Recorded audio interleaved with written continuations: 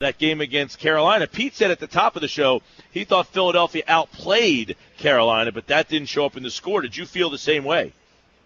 Oh, absolutely. I didn't think there was. Oh, by the way, before I begin, in answer to your question, my day is complete now that I get to talk to you two guys on the radio, even before going to what I do. I love it. Are you just getting out of bed? Absolutely not. I'm halfway up to the game. Now, to answer to your question, the Flyers definitely deserved a better fate the other night against the Carolina Hurricanes. They had a little blip in the second period. Michael Neuvirth comes out and makes a mistake, fires the puck in the middle. You don't do that. And as a result, it ended up on Nordstrom's stick. He fired the puck into the empty net.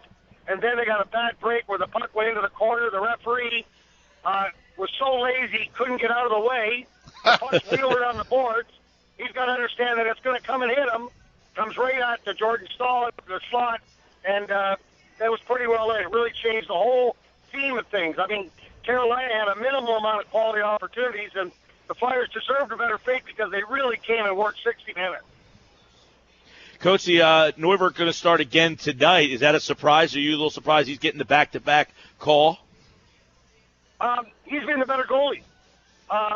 Did he come up with a bad play there in that play coming up in the middle? Yeah.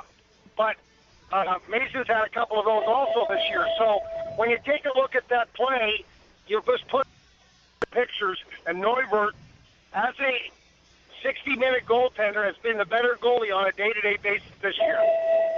Steve Coates, our guest here on the Sports Bash on 97.3 ESPN FM. Coates, tonight a game where two of the stars, if you will, star forwards at least, are out. No G, no Claude Giroux for the Flyers. Zach Parise will not play for the Wild.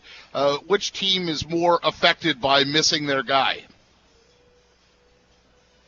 Well, I think it's probably about even. I mean, Zach Parise brings so much to the table from that left side. He was playing on the line with Koivu, which is, Charlie Coyle. That's a pretty good combination. So if you take that out of that combination with Koivu and Coyle, and you take Giroux away from the players he was playing with, then you got an even matchup as far as that's concerned. 23 games left. Flyers are 5 points behind Pittsburgh for that final wild card spot. And the stretch that's coming up here, it's Minnesota, Arizona, Calgary, Edmonton, Columbus, Tampa Bay. But then I also read the Flyers' record against those 6 teams, 1, 2, and 3. Doesn't necessarily stir you with optimism, does it, buddy? Well, yeah, this has been a problem for this hockey club the last couple of years where they can beat the good teams, they can't beat the bad teams. This is your season right in front of you. If you can capitalize, and I'm going to get greedy here. You got to get selfish at this time of year. If you can win all 6 games, and are they winnable? Are you playing anybody that's going to really, really worry you? Yeah, the last game. The last game is against the Tampa Bay Lightning. That is a good hockey club. Everybody else you can beat. So set your goals high. If you won all 6, that'd be 12 points. If you win 5, you got 10. That's just absolutely huge in a time like this, heading into the March and April date. So I think you got to really set your goals high here. But your other problem, you've mentioned, you're missing Giroux. And the more I'm thinking about it, it's probably more important to lose Giroux than it is Parise by not very much. And then you're losing Del Zotto. Those are huge 2 players for your team. Your best forward, and I thought was our best defenseman up until the time he got hurt, and that was Michael Del Zotto. No Jason Tucker either, by the way. He's also out for Minnesota.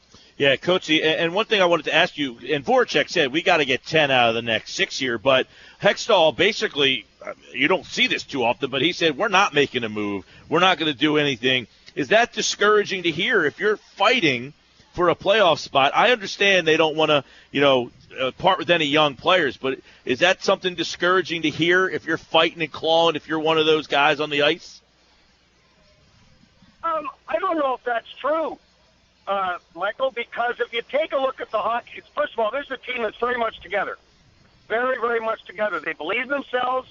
If they lack the talent, don't tell them that, because they really think they're out there and they're doing their best, and I think it's outstanding. And I think they've worked their tails off, and they deserve a better fate.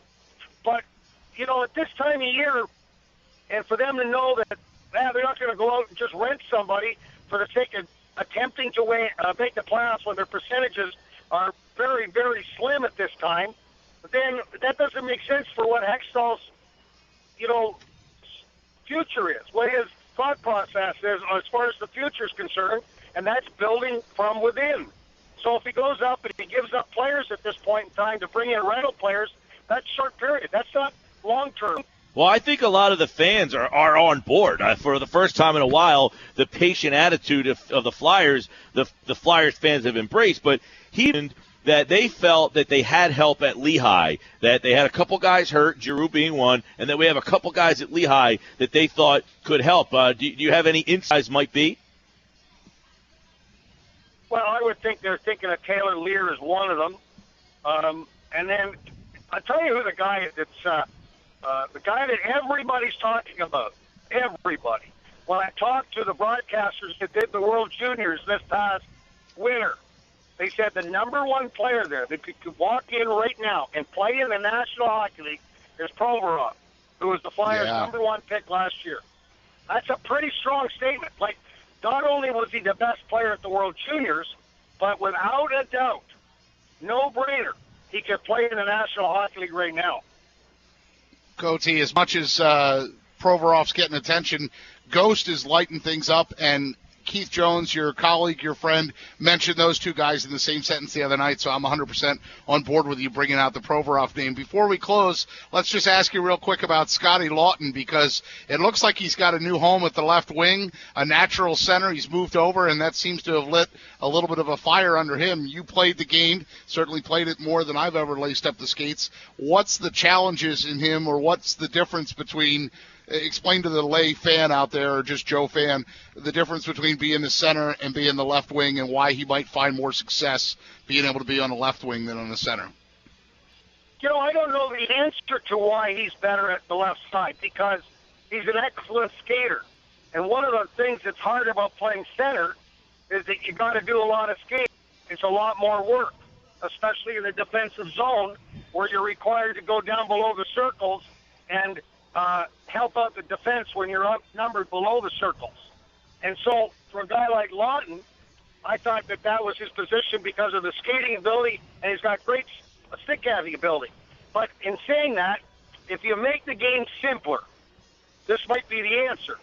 If you make the game simpler by just going up and down the left wing, going into the middle when you feel you have a chance, your job in your own zone, your responsibilities is cut in half, because you're only responsible from the area from the hash mark up to the blue line and into the middle of the ice.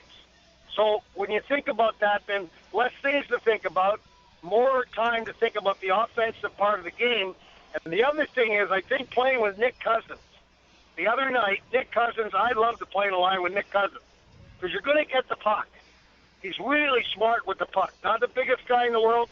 So he, along with Reed and Lawton, together the other night, they did a great job of moving the puck around, had some outstanding opportunities, and I thought that they looked like they were playing on a line as if they'd played for about 5 weeks.